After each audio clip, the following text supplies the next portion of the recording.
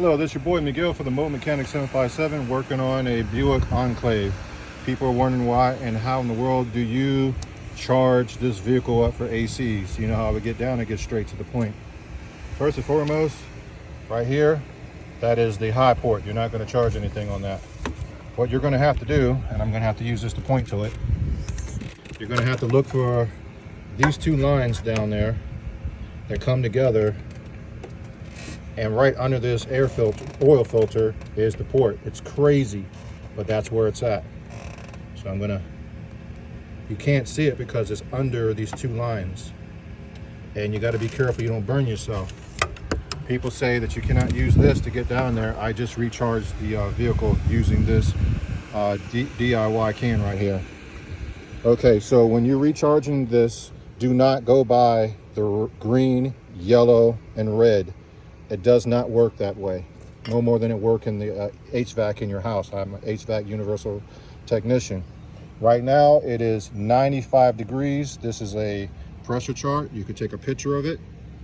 Ambient temperature works with pressure. So right now is about 95 degrees. So the pressure should be between 50 and 55. I cannot show you right now because I cannot do it without burning myself. I just finished it. So what you would do is you at least get it to 50, at the 50 right there. That's the PSI. The black numbers are PSI.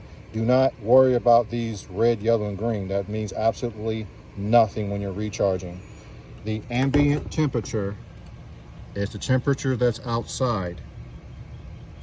Then, because this is 134A, 95 degrees is 50 to 55. So I keep it at 50, put it at 50 and call it a day.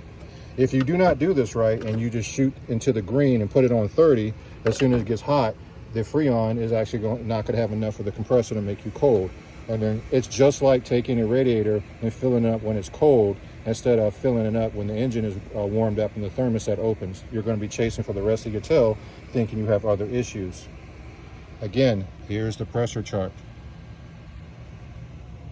Take you a nice picture of that, pause it, whatever you want.